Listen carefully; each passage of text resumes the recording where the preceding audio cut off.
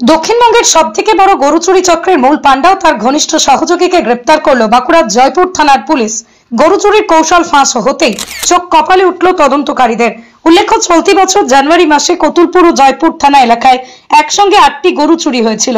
সেই ঘটনার তদন্তে নেমে গতকাল পূর্ব মেদিনীপুর জেলার চণ্ডীপুর থানা এলাকা থেকে গরু চুরি চক্রের পাণ্ডা ও তার সহযোগীকে গ্রেপ্তার করে পুলিশ। উদ্ধার হয়েছে চুরি করা গরু পরিবহনের কাজে ব্যবহৃত একটি ট্রাক। সম্পূর্ণ ঘটনার বিষয়ে বিষ্ণুপুরের SDPO Suprakash Das press conference করে কি জানিয়েছেন শুনুন।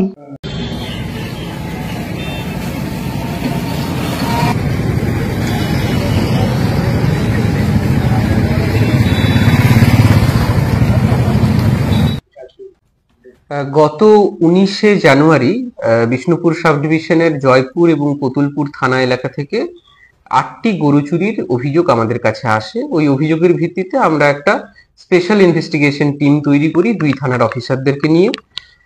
তারপরে বিভিন্ন তথ্য প্রমাণ এবং সিসিটিভি ফুটেজ এবং অন্যান্য ডিজিটাল এভিডেন্সকে কাজে লাগিয়ে আমরা অলরেডি এই কেসে 9 জনকে অ্যারেস্ট করতে সক্ষম হয়েছিলাম এবং তার সাথে 2টো ট্রাককে আমরা সিজ করেছিলাম।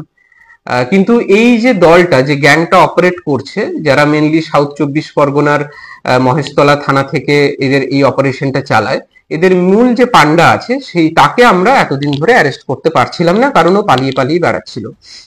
তো যাই হোক, গতকাল আমরা এই যে সৌরভ বলে যে ছেলেটি আছে, মূল পান্ডা সৌরভ ঘোষ, এবং তার যে মূল সহযোগী আমির হোসেন, এদেরকে আমরা পূর্ব মেদিনীপুরের চণ্ডীপুর এলাকা থেকে গ্রেপ্তার করতে সক্ষম হই এবং তাদের সঙ্গে আরেকটা ট্রাককেও আমরা সিজ করি।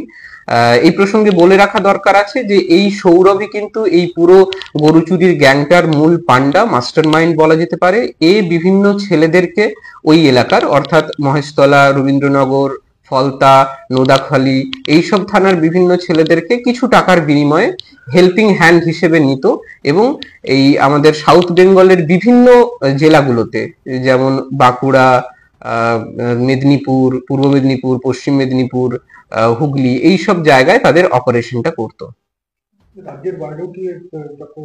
না, রাজ্যের বাইরে এদের কোনো চক্র নেই। এরা মেনলি সাউথ 24 পরগনা থেকে সাউথ বেঙ্গলের বিভিন্ন জেলায় এসে রাতের বেলায় বিভিন্ন গৃহস্থের বাড়ি থেকে গরু চুরি করে আবার কলকাতা সংলগ্ন এরিয়াতে বিক্রি করে দিত। হ্যাঁ, এদেরকে আমরা কালকে অ্যারেস্ট করেছি। আজকে এদেরকে আমরা এই দুজনকে 5 দিনের রিমান্ডের পেয়ার সহ কোর্টে ফরওয়ার্ড করছি।